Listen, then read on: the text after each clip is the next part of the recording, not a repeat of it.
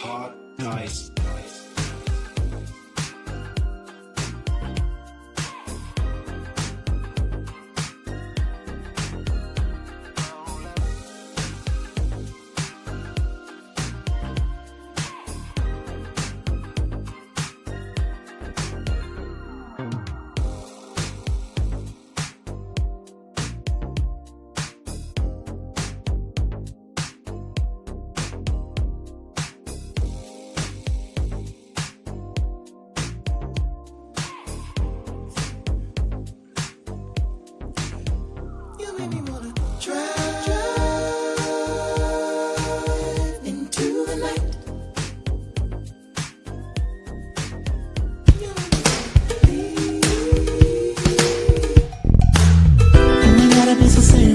Take a minute and chill with us. It's worth your time. I say what's on my mind.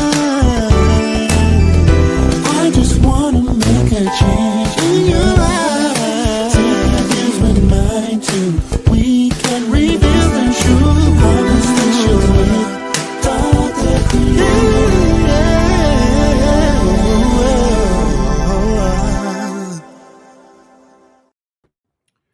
Hello, everybody. Listen, I'm so happy to be here with y'all today. It's me, Dr. Kreative, and apparently my dog Sugar in the background trying to get some shine. I'm so happy that you're here with me. I'm so happy that you're here to have this conversation with me and a couple of my people that I've been meeting throughout the way. And so this is our third season, and it's a little bit different than usual. So, usually it'll be me talking about things that's on my mind, and having a friend or two come in and go back and forth about views. But this new season is about stepping out on faith, reaching out to some of those who are really and are inspired by, and then having them with a real conversation. A place where we can ask questions that are not normally asked, a place where we can really see the personality of the individual, and also a place that is safe, fun, and we're just here to have a good time. Y'all know how I do. I'm here to have a good time, laugh, joke, learn something, and continue to encourage people that you don't have no limits on your creativity. All right. So before we get started with the person who will be on the screen with us in a few seconds, I want to make sure I give a great intro for this one because this person absolutely deserves it. So I'm going to do this real quick. So it's a true honor to welcome an artist who has completely changed the game. Known for his fearlessness, creativity, and one-of-a-kind sound, his blends of pop, soul, funk, hip-hop, gospel, and rock are just the tipping of the iceberg of all the things he can do with his talent. Known for pushing boundaries and inspiring audiences across the world, his voice, style, and stage presence is what's unforgettable. He is committed to being authentically himself, and B.Slade is a multi-Grammy nominated, two-time Emmy award-winning artist. He has over 30 albums and 300 plus original songs. He's earned 7 Stellar Awards, a Dove Award, and his work as a producer and songwriter has been featured by legends like Shaka Khan, Sheila E., Faith Evans, Snoop Dogg, and the one and only Janet Jackson. He is currently celebrating his second year of his clothing line, Plush Boy Apparel, which you can find at plushboyapparel.store or on his Instagram. You'll find it. You're going to love it. I got some stuff my dang self. And every project he touches carries his signature boldness and brilliance.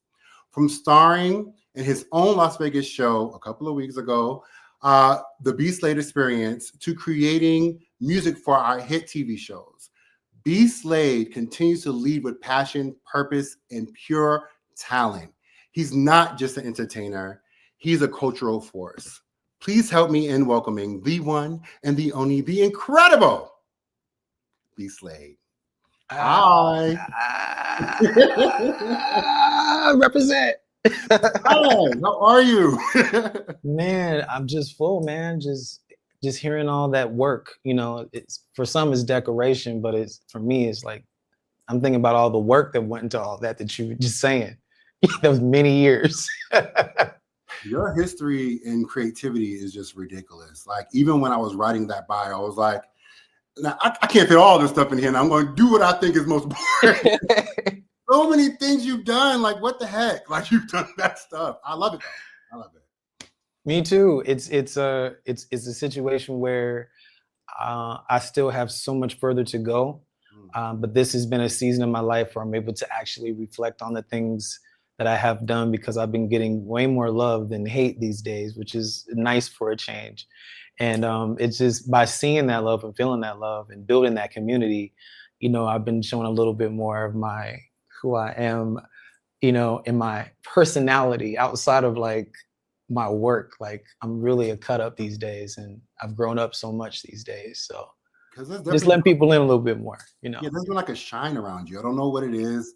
I've seen you perform recently, and you just feel in a different place. Oh yeah, Am man. I I got out of right? my own way. What is that? I Okay. just had to get out of my own way. Expecting that bus to come hit you when there's no bus at all, Yeah. because you're so like used to like here they come that you're already in like what's up mode when there's no what's up to be about. And Mm, it just blocks the things that do want to come to you because you're expecting the worst and you begin to attract those things. yeah. Fear is a form of faith too. So I had to like rearrange that, because if you think about something bad too long enough, you can also manifest that too. So growing up, I was way more out there, like introvert still, but out there in a way. Mhm. But as life happened and as industry happened, I just started putting this little like cocoon around me, and rightfully so, until I was able to go through the chrysalis time. And then Yeah. now you guys can see the black butterfly. Okay. You can do most anything your heart desires. Go ahead, sounds of blackness. Let me stop. I get you carrying on. And Sugar like that song too. She bouncing to the beat. What's She up? be in her own world. Like she's always trying to be around. Listen, Okay. I would love to know, like, who is B.Slade today then, right? I remember when I was introduced to B.Slade, the artist, and where you are today. So I would love to know, like, who is B.Slade? For those who may not know, who Yeah. is B.Slade in your terms? Nobody can define it but you. Yeah. I just feel like I'm a black Imagineer, visionary type person that I'm just enthralled with black Afrofuturism. I always have been, artists like Missy Elliott and Janelle Monáe and Andre 3000 and Bjork, Yes. um, Tierra Whack, She's so good. yeah, Yes. Doechii. There's certain ones that let me know that anomalies like myself will have their day and we'll be able to shine the light. That's all we're trying to do is just be ourselves and shine our light as is. And sometimes that takes years of you finding yourself to know who your community actually is. Because initially everyone was trying to make me the poster child for different agendas that I had nothing to do with. It was more so like I'm my own artist, I stand on my own constitution, and I'm still unlearning my own ideologies. Every 10 years, our absolutes change because the things you say you absolutely don't agree with or don't believe in or whatever, 10 Yes. years down the road, you like, actually, now that I've lived a little bit, you have to be man enough to be like, well, when people refer to me, it's just like, hey, I met you at this point. I'm like, hey, but that was like 4 me's ago. Absolutely. You know what I'm saying? Absolutely. So the difference between the initial B.Slade trying to just start from ground zero and do nothing, like literally start over, like just, hey, they don't want it, then I'll just start from ground zero and I'll make something even bigger, even more bold. And now I'm free to do that plus other things. That guy was on that mission, recording activist at that time. I would say I was more of like on recording activism, making sure individual rights and personality rights were at the forefront. Yeah. And now fast forward, 15 years into this brand, I'm finally being the rock star that I was compressing. It would come out in spurts sometimes, but then I'd, basically put it back in because I was like, I didn't feel like dealing with like what came with it. But then you get to a point where you just don't care anymore and your soul isn't satisfied till you answer that call. And so I finally answered that call and wasn't expecting the worst, but just kept presenting my best. I've been woodshedding like never before. Like I always rehearse, I was super disciplined. Yeah. But these days I'm so focused. I am laser fucking focus on what I'm doing. And I'm clear about that path. And I have anchor because of my foundation in Christ, the way I was raised, my family who were at my show, just knowing that that part is still very vibrant in my life lets me know I'm ready for whatever this new threshold is, because you don't get it until you won't fumble it. Mm. That means you have to do some things within yourself, like perhaps stepping out of how you think people perceive you Whew. into being what you are that day and being true to it throughout that day. And that switches with certain fashion, with certain weather, with certain musical conditions, weather conditions. They all play a role into what we're going to be presenting for that day. And we wear the clothes don't wear us. We wear the accessories don't wear us. And everyone walking up like, you wearing a simple t-shirt and jeans, but something on you, like you said, that glow, is because you're walking in the nowness, the trueness. And that's the difference. I was on my way here back then. I knew I would get here someday, but I was still very afraid of being intentionally misunderstood. Now, was it the people that made you afraid, like us, like the receivers of your gift? Yes. Or was it just like internally, like you've dealt with a whole bunch of things from the past, blah, blah, blah, blah, and you're just going to tame it so that it's a success? You know what I'm saying? Some came from, initial fans.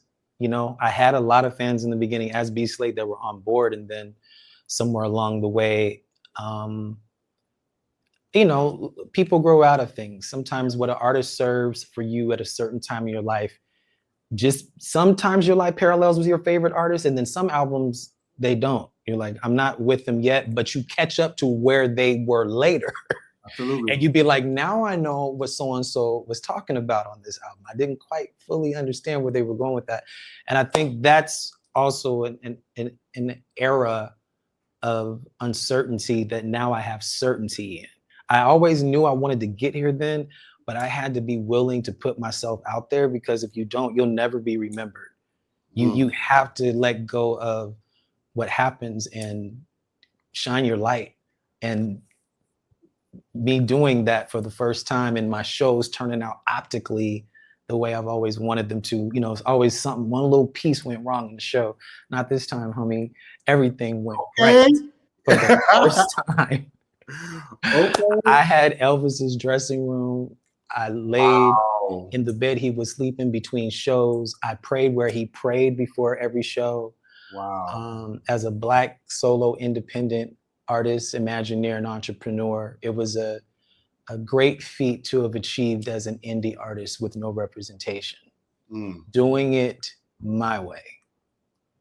And I know that felt like okay. That felt like okay. Obviously, the discipline coupled with the consistency and the sheer audacity to believe it could be done autonomously, for my family to see that what I had to do to get here, and it worked. And they're excited. They're rocking t-shirts. We're having dinner together. We're celebrating instead of being at a funeral about it. Man. That's so dope. I think I identify with you because I'm so used to being on the professional side of entertainment, which is like, I was a director of programming for different companies. I actually presented Patti LaBelle one time, and you were there when I was in Omaha. Okay. And it's just, and we work so well together on stage. y'all, our chemistry is fire. Like Patty, me and Miss Patty's chemistry is fire. Let me tell you, I didn't even know what to expect, because when you were there, I was like, what is B.Slade going to do in the background with Patti LaBelle? Because it's Patty. Right. Boy, you killed it. Wow, man. And it was like, it made sense. You from playing percussion and then going into like killing the vocals. It was just like, or rapping, or doing a duet, or like I got to do so much playing around on that stage, and we just bounced off each other so well because I literally love her. That's not a gig for me. I'm not suggesting it's a gig for my other teammates. I'm just saying for me, it was master class. How did that even come apart? Like, how did that come? Like, how did you end up getting on that tour, we was with her for about 5 years. 5 years? 5 years, yeah. How? First of all, after I, was no longer touring, I needed like a year to just recover from all of that travel and all of that energy, because imagine trying to come down off of a show like that every night, man. It's like it's a dream come true, bro. Like, I couldn't imagine. no, this is Miss Patty. And then like what on top of all of that, she's exactly the person you hope she'd be. And she smells good. And her legs green. Just like Janet Jackson. They sweat perfume or something. They're just always smelling good. Layla Hathaway too. She's always on number 9. Get next to Layla. I'm like, why do y'all come in here smelling like aquatic aromas of the National Gardens? Like, what is this scent? You put me on to Bond number 9. I didn't know anything about the Bonds. She started spraying that bad boy on the stage. I was like, I got to go get me something. And she just it's unreal. She just smells so good. Yeah, she's a wonderful human being. I'm gonna get to how I got with her, but okay. I just want to say, like, you meet different people and you hope that they're gonna be like as cool as you suspect they are, and then sometimes it works out, and then sometimes it doesn't. She's one of those artists that I have seen on the stage, off the stage, the exact same wonderful, amazing godmother that if you a vocalist and she's not your godmom, she's not like a sensei in your life, I question if you even know what you're doing. Is the food as good as people say it is? It's a food as good as people say it is? Yeah. Yeah, she cooked for me twice at her house. Which is so amazing because, just to even be able to say you've been to Miss Patty's house. Okay. And then you watched her cook. It wasn't like, she was having me test out a few things she was going to release to the market. Okay. I think at that time it hadn't come out yet. She said, well, try this. This is what I'm thinking about, and then she actually cooked for me, man. And I have never had a meal like that in my life. The type of corn she had was some corn I never had before. It's from the mountains. It was white. It wasn't yellow. I was like, what is this white corn? She's like, well, that's how you know it's real and freshly picked, honey. This is but I tell you, it really does. I've never tasted anything like Miss Patty's cooking. It's really unbelievable. Her home, her backyard, how she just let me relax and escape, because it takes a lot of energy to be the channel to reach and touch so many people that you really do need like a safe space. And I said, well, Miss Patty, like everybody knows you live here. It's not like you in some, secluded area. I said, well, you don't worry about it. She says, I don't worry about any of that. She says, I want them to see where I live. I want them to see what God has done for me, honey. I'm just like them, like just real about, she's just so real. So that was easy for us to get along, through our gifts and through our personalities. Cause I'm back there on that percussion. I'm edging her on the whole night. I'm just like, pumping it up, stuff at her. I'm gassing her up. I'm like, get him, Miss Pat, and then we just play and feed off of that energy. Some nights she may be more tired. Some nights I might be more tired. And we knew how, it's almost like when you playing bit whist. If you have a good partner, even if your hand ain't that good, like, they can pick up the slack for you. So we had that kind of unspoken chemistry.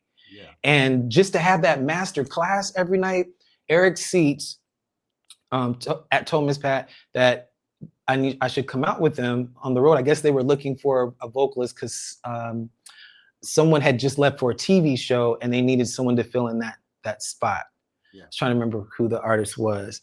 And then Snoop Dogg said that, because I did a demo for Miss Patty for the Bible of Love album, and it was for I Should Wear a Crown. And so Miss Patty told Snoop, well, I like the song and, I can do this, but who's the nigga that sang the demo? Like who's that? So he told her it was B.Slade.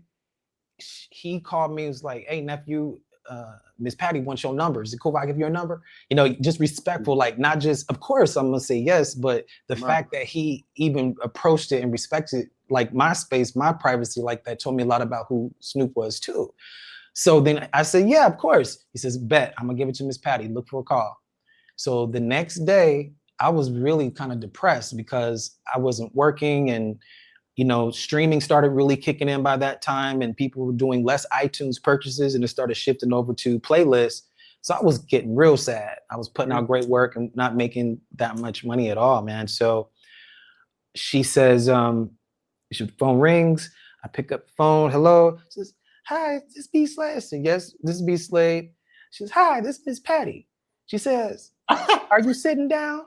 I said, yeah. She said, are you at home? Okay. I said, yes. She says, there ain't no way in hell you could be at home. You coming out and you gonna crow with me on stage. There ain't no way somebody that's saying like, you coming out with me. Yeah. Then she said, yes or no?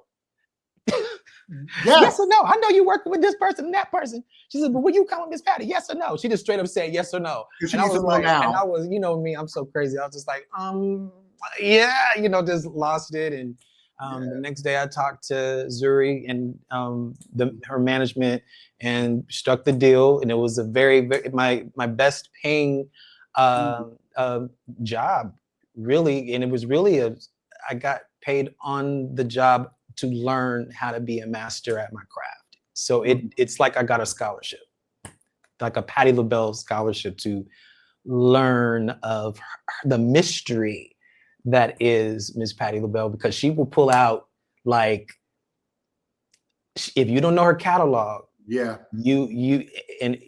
be caught slipping. And her catalog runs so deep with LaBelle, her own solo work.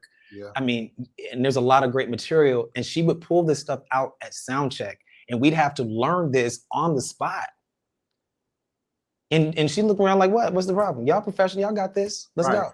And we was like, you're right, you're absolutely right. And we would learn that shit and pull it off that day, that night. Yeah. Something we ain't ever heard before. Yep. But that's called being talented. I think, is it Asia that sings with her as well? Yeah. So I met Asia from amazing artist and sister of mine. I'm gonna ask her to do the show. When I moved to LA, it was me, her, and a couple of other people were like auditioning, gigging together. And when I seen her on the stage with Miss LaBelle, I was just like, girl. Oh, our chemistry together. Oh, like she and I. Yes. We already have that like vibe, you know, just West Coast vibes, you know. She's always been cool. Let's just start with that. Chill. And swaggy, super swaggy, right? Yes. Always super swaggy. So it was just like good to have some like other hype energy to play off. And Miss Patty was playing off of all that energy. And then it just seemed like everybody who kept joining in, it was just like the show kept going like, you know, things we hadn't seen Patty get involved with in a long time. You were seeing her having such a good time. And I think that's what I enjoyed the most. It's like being able to do some of the, you know, creative direction. Like I was like, Miss Pat, can I bring the horns off of the top section down on the floor at some point? She's like, yeah. I said, why didn't you? I said, well, I wanted to make sure I, you know, pass that through the queen first. It was just an idea because this is her spaceship. Absolutely. I'm not here to try to take over anything. I'm so glad to be in the number one more time. Okay. Oh, what? So I'm just saying. So she was like, she says, is this something that you think should happen? I said, yes. She says, well, the queen has spoken it. It's done. Do it. Like she's just like a fairy godmother, like poof. I remember. All right, I'm going to say this one last thing, and then I'm going to move on. Okay. I know it's hard to move on from Miss Pat. Yeah, because I love her. Because I remember when I first walked her into the building with Pam, she was super kind, and I wasn't saying anything because I never told anybody what I do outside of my professional job. And she was like, you sing? I was like, no, ma'am, I don't. And she was like, yes, you do. I was like, no, ma'am, I don't. And so that night I had sat in my seat, which is on the balcony in the corner, and she remembered my name and called me down from my damn seat. And I was like, oh, yeah. It was just like, she felt like someone who you known for years and you couldn't say no to. Right. And I was like, she does have that. Yes. Girl, yes. I'm singing the octave below because you sing in the Raptors. So that was a great experience. I would like to know a little bit more about your upbringing, right? Yeah. And like, how has your upbringing influenced your journey, like personally and creatively? Like, what about your upbringing have you always carried and you carried over?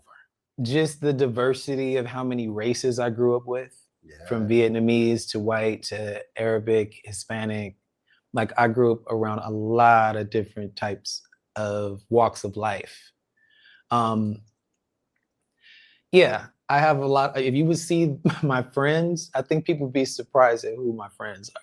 Like, Mm. just they would never think these people would all have something in common with me, and they do for different reasons. I think just having that appeal to all walks of life, because I saw my dad accept all walks of life and unify all walks of life. Mm. I was able to go to Black schools. I was able to go to white schools. I was able to go to integrated schools. I was able to go to schools that was in my city, my main neighborhood. I was able to be in interdistrict transfers to see what the other side of the tracks look like and learn about different music as a result and different styles, and just being exposed to so many different types of influences. And growing up in Oak Park, Southeast San Diego, I went to Oak Park Elementary. I used to love going to the Oak Park Library.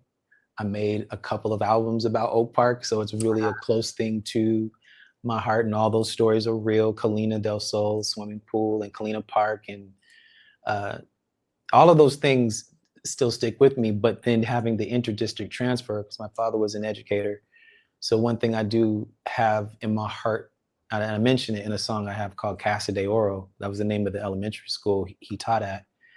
I would get to ride with him every morning, and we would be listening to stuff like Doobie Brothers or Steely Dan or whatever was like really musical, David Sanborn.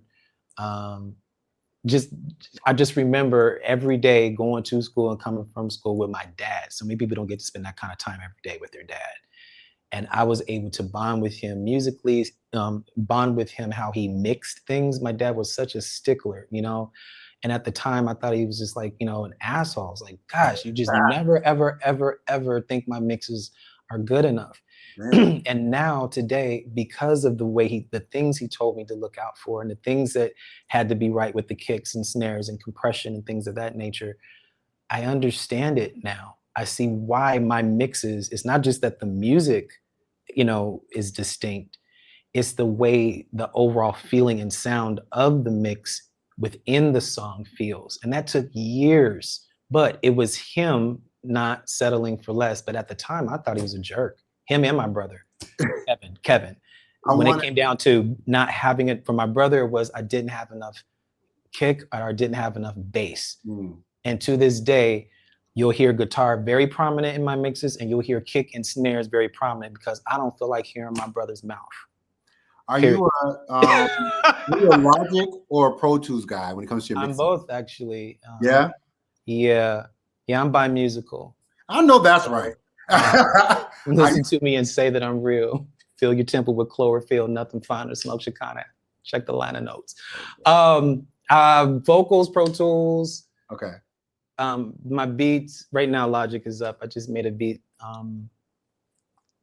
yesterday or 2 days ago on a live, and then Tawatha liked it, you know, so I sent it over to her to work on her album. So I these are things I've been missing, working on beats live and getting back to the beat making side of things that I do.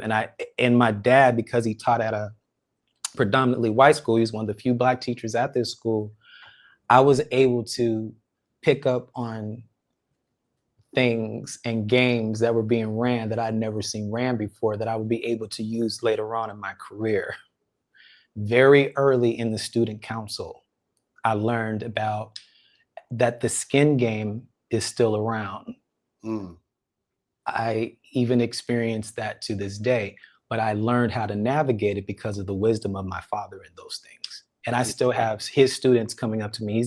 He passed away in 2004, but I still have people who were his students come up to me randomly and saying, your dad changed my life. Like, just knowing that man's name was to be chosen above riches because people still remember him. That kind of constitution and that type of inclusivity has walked with me this entire time. And more so now, because I'm being more of my authentic self, I'm finding my community that understands where I'm coming from. And it's a diverse crowd. I do not do well with all Black crowds. I don't do well with all white crowds. I don't do well with all gay crowds. I don't do well with all straight crowds.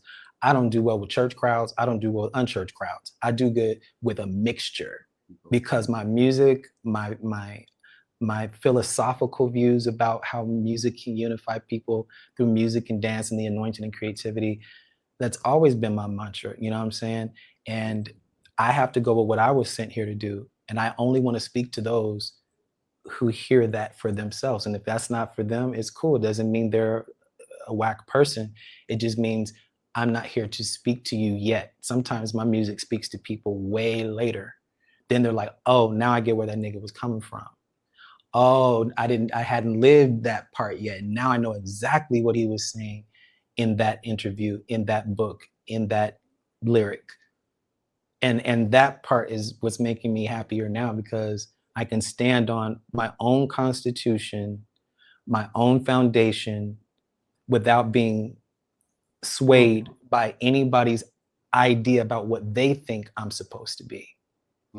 I'm being the rock star that God called me to be, the entrepreneur, the imagineer, visionary, with no resentment, no bitterness, no vindication, no revenge in my heart, because it all shaped me to be able to convey love and healing and forgiveness versus I'm mad, they did me wrong, I'm overlooked, I'm underrated, all of those things.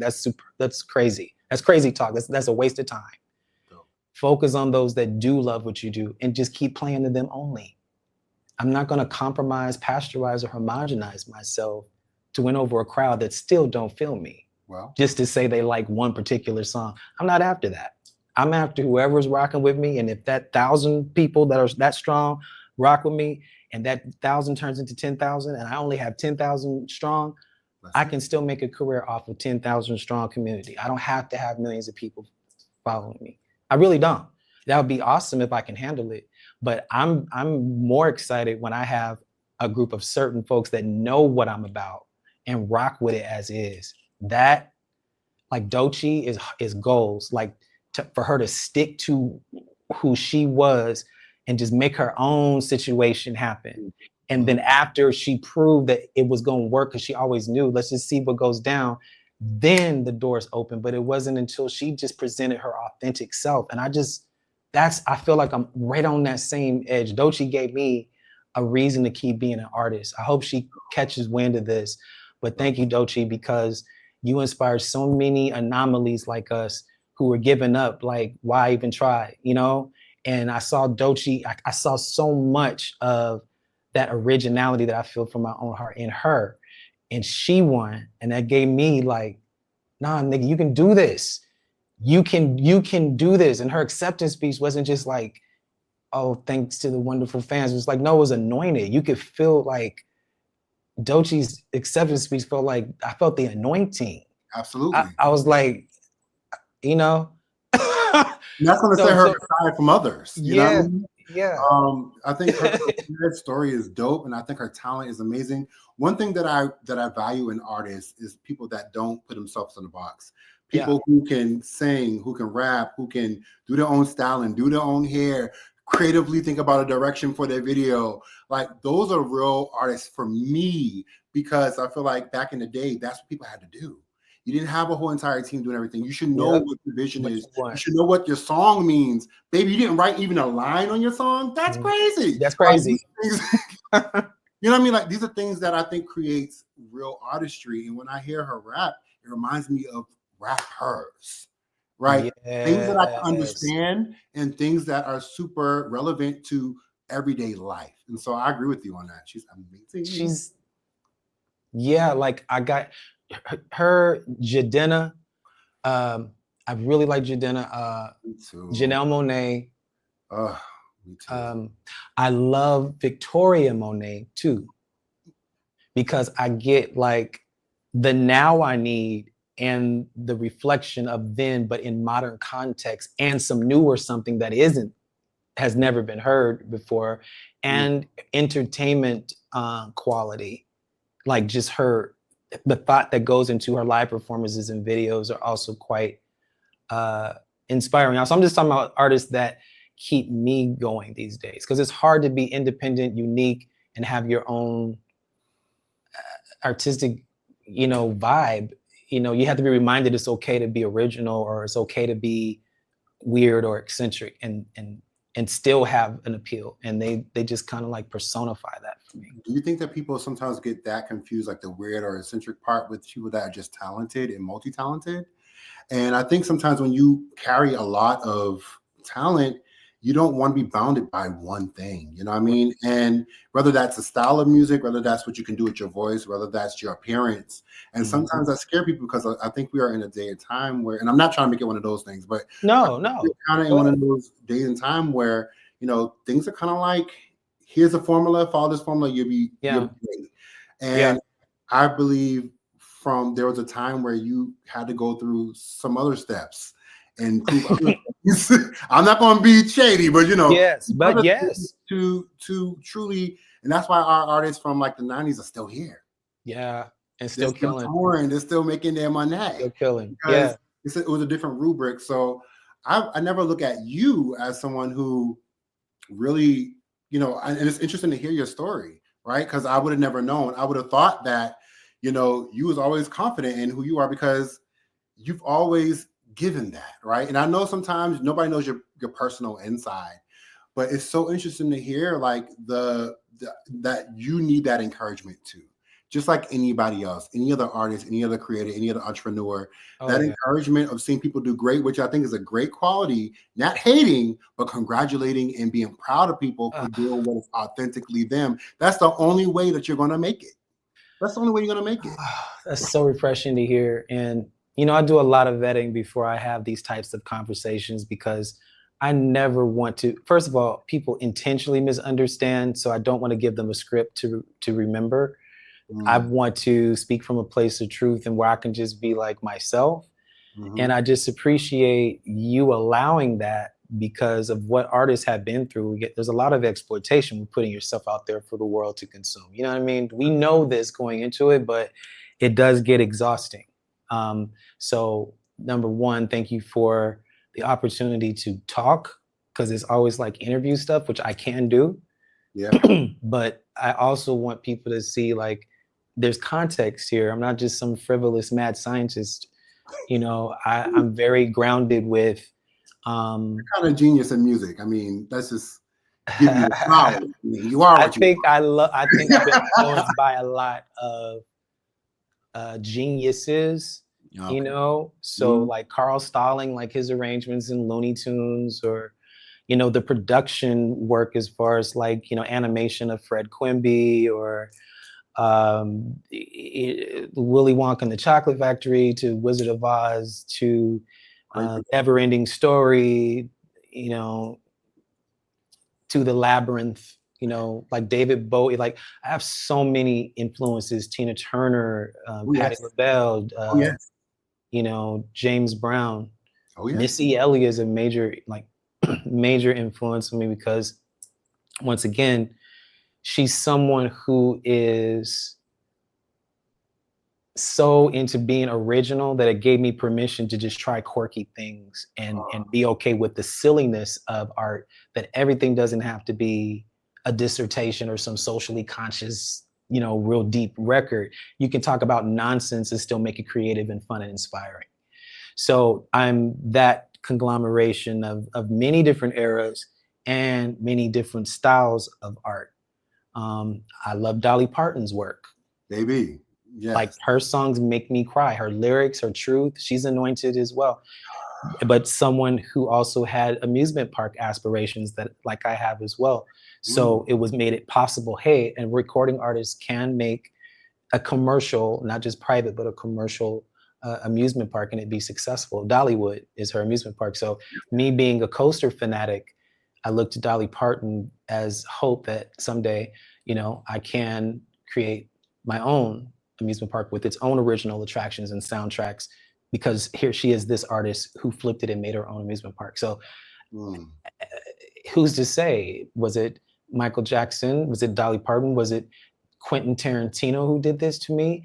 You know, was it Vincent Manyweather who did this to me? Was it the vocalist Terry Bruce?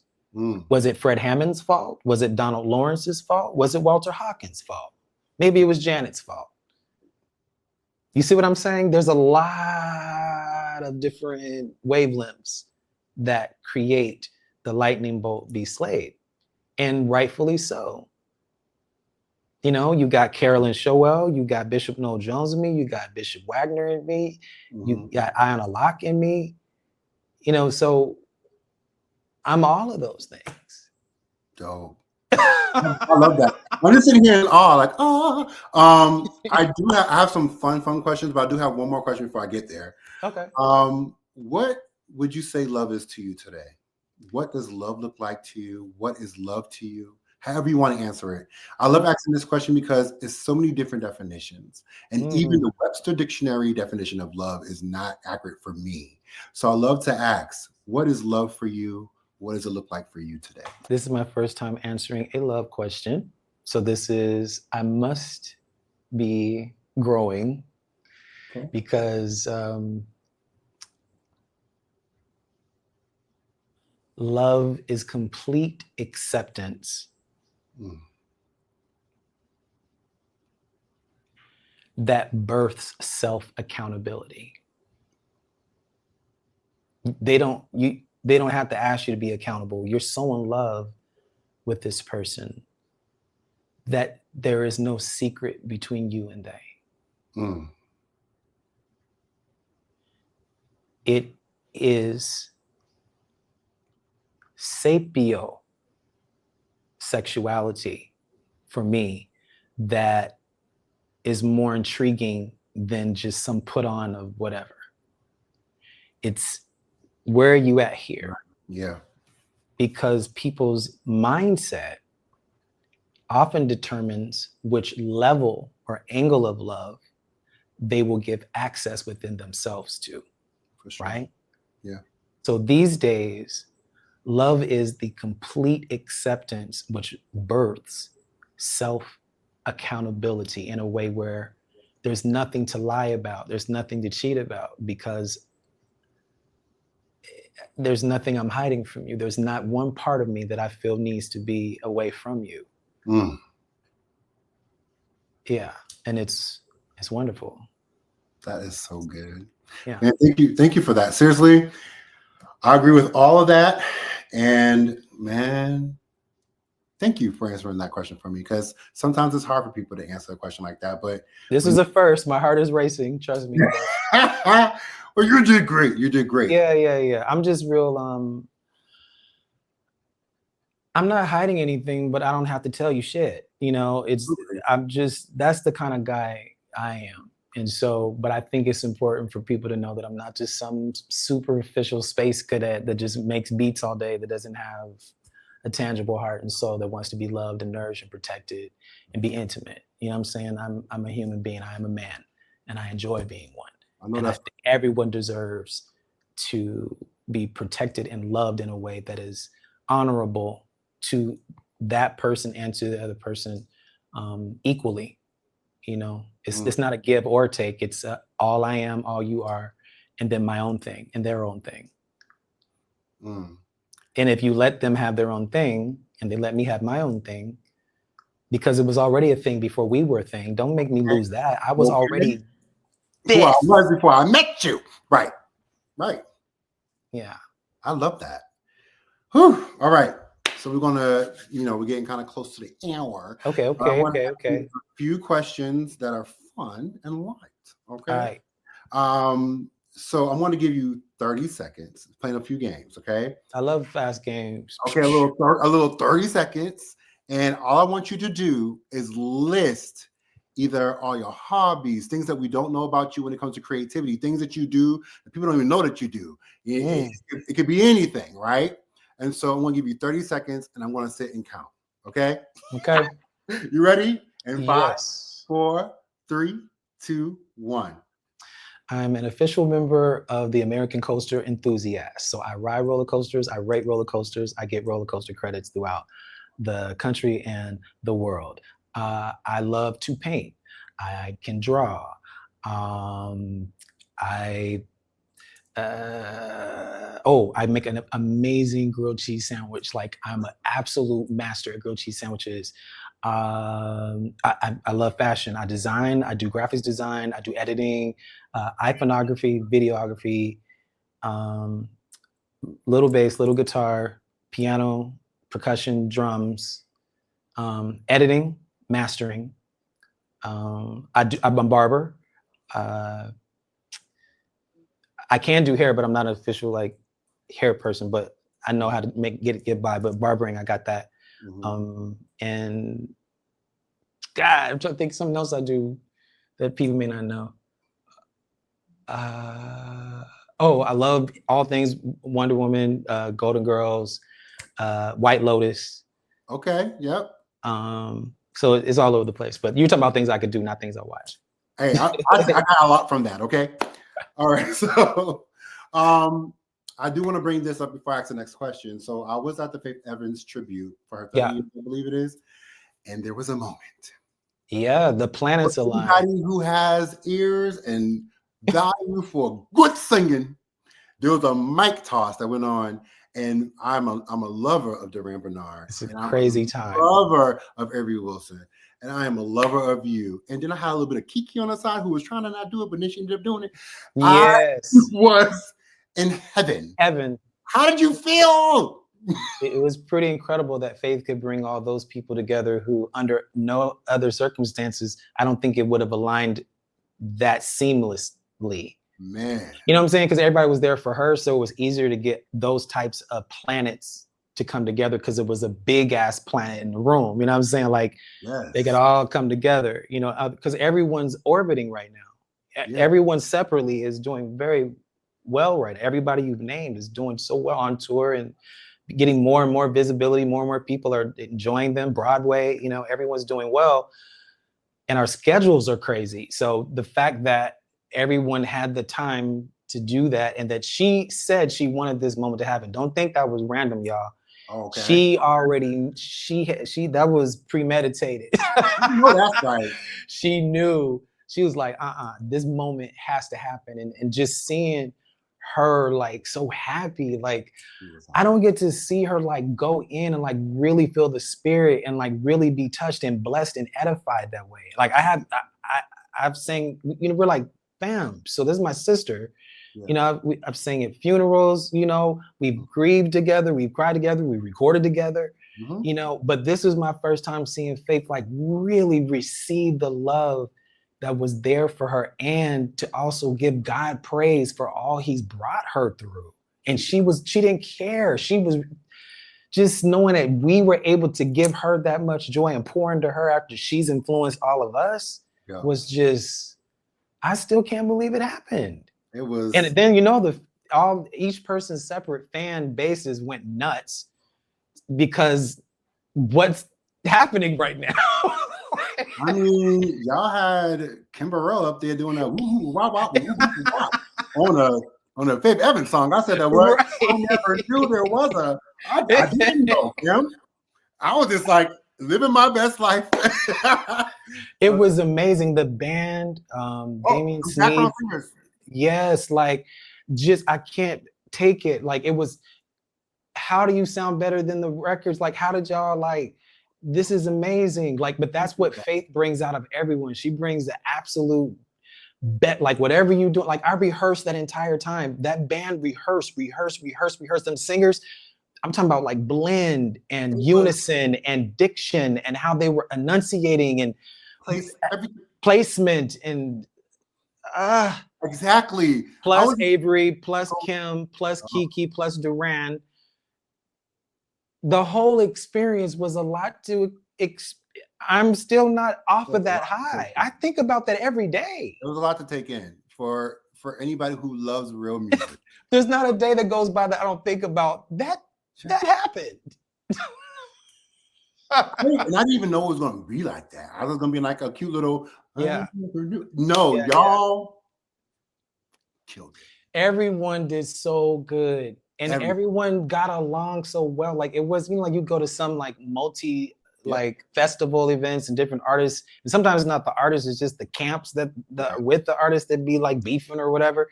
There was none of that. When I tell you, it was such a good feeling just to be in that type of atmosphere. You know what I'm saying? So, and that's because of Faith. Everyone has love and respect for her, and just what everybody brought to the table on stage and off stage was just like, wow, this is a moment. And we're one of the lucky ones, the blessed ones that she select that of all the millions of people she could have chosen in the world for that event. I wish really felt blessed. I wish they would have televised it or like recorded so we can get it on the stream. Like I wish it was one of them moments. I feel Right. like it's Maybe one that of those could've moments been that should have. something Yeah, I watched on debate. Okay. yeah. So No, for real. Yeah, it was just that good. it shut the internet down for sure, and it would bless a lot of people. I would love to see people who have the roots come back and do a little 1-2 choir and that be Yeah, stars. I think Fantasia is doing a gospel album right now. I think she's working on one, Yes, she is. and the people need it.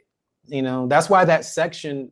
You know, we covered all of Faith's material, but I think the reason why that particular moment went viral is because the world needs that kind of word right now, saying that kind of way right now. She said it, and she said it in her Yeah. on American Idol. Like I've been looking forward to this album for a very long time. So, and I think that people always wanted her to, but I think at this time, this is the perfect time Yep. for that to be released. And we are Yep. looking forward to Me too. doing your thing, Fantasia. And I don't care who she has on there. I'm Yeah. going to support Same. and talk about it as much as I can because a lot of artists done gospel. Aretha Franklin done gospel, and That's there's nothing right. that's going to stop her from doing what she does. And she does That's say right. she brings it with her everywhere she goes. That's So right. Same. I'm It's excited. the same. Yeah. You know, it's just that's really what it's for. It's enough foundation to go places and take that type of light, take that type of power, take that type of oil to places that you normally wouldn't get to experience it. Because some people would never come to where it actually comes from. Absolutely. So we take it with us. We're living epistles, and that's why we're called to do what we do in dual air spaces. You know what I mean? You got to become all things that you might win some. That's like 1 Corinthians 9:19-23 talks about, getting into whatever you need to be to get the message across in that particular environment. That's wisdom. Yeah. You're being harmless as a dove, but wise as a serpent, knowing how to get into places and touch people with song, anointing, power, conviction, testimony that and I've seen it with Miss Patty. She goes into her section, her spiritual section, gospel section, and just the places I've seen God move. It just obliterates everybody's what he can and cannot do. God is everywhere. And I think artists should be allowed to use their gifts everywhere. Man. So is there anything that is on the horizons for you? Is there any way that we can support you? Is there some way we can find you? What's all the things for all the things with all the things B.Slade? So number one, Plush Boy Apparel .store. That's my clothing line. So, if you're a lazy, productive person who likes to get a lot of things done in the bed or on the couch, feeling comfortable, and you want to be able to go outside and still feel comfortable, like you still on the couch, but it's plush, great. You can run your errands, pay your bills, but you could also right to a video shoot and still look fly, or hop right on stage from doing all that and still look fly. So that's the whole concept. So that's doing real good. So support me that way, because we can't stream clothes yet. Yes. So every time you buy one of these, it's helping me stay afloat and also become budget for my future musical endeavors. That's right. Yes. And then also I have vinyl. So on May the 16th or 17th, my vinyl for the first time is coming out. Men Icon, an album I have called Men Icon, is dropping on vinyl, and Personal Jesus remixes, which has like 8 different versions of Personal Jesus, including like versions that weren't even on the original included in this vinyl. So it'll be the first time that people can actually own a B.Slade vinyl. Even myself, it's gonna be the first time I'll be able to actually hold a record for them. Congratulations. So yeah, a lot of firsts in my life right now. That's dope. Are we going to have like 60 albums this year? I'm inspired. The Las Vegas show definitely got me in the mood to record. Yeah. I'm making a lot of beats right now. DeLorean is dropping August 19th on vinyl for the first time. It's the 10-year anniversary of DeLorean. And that's a B.Slade fan favorite. All the Slayers seem to love it. So a lot of my stuff is not available on DSPs right now because I'm trying to shift everything to vinyl and cassette. So that I'm having cassette B.Slade players as well. So not just buying the music, but you're buying like one of a kind B.Slade players and B.Slade record players and things of that nature. Just trying to get people back to that owning Oh, their stuff, and looking through stuff. Can you looking please through make the sure that artwork. tape that has Please, some lyrics, please? yes, That and has some pictures and a story and the thank yous. producers, the thank you. I want to see all of it. I want to be able to. I want all the things, bro. Okay. Don't skip me on any of that. If I'm paying my money, I want to see it. That's why there's people can, you know, make great stuff disposable now Yeah. because there's nothing at stake. This isn't my copy. This is just my air rental. Yeah. Yeah. I'm leasing air, but Yeah. I don't own the product. And so I think that audiences will connect more with the artist and the music when they feel like they're part of the immersive experience that is tangible product. So when you guys see that, you'll see it on all my pages. I am on Instagram, B.Slade now. I'm on X, B.Slade now, B.Slade now. I am on Snapchat. That's B.Slade now. I'm on TikTok, B.Slade now. And on Facebook, B.Slade fans, facebook.com/B.Slade fans, right? Listen, I want to say thank you so much for being a guest on my show. You are the bomb. You are truly a light. It's easy to talk to you. It's beautiful learning about you. And I hope that I get to see you again. Absolutely. I'll come back. I hope so, man. Yeah. And y'all, I hope you enjoyed the conversation with the one and only B.Slade. Hey. And we're going to do our thing and keep on going. So until next time, love you very much. Follow me on all social media platforms. Bye.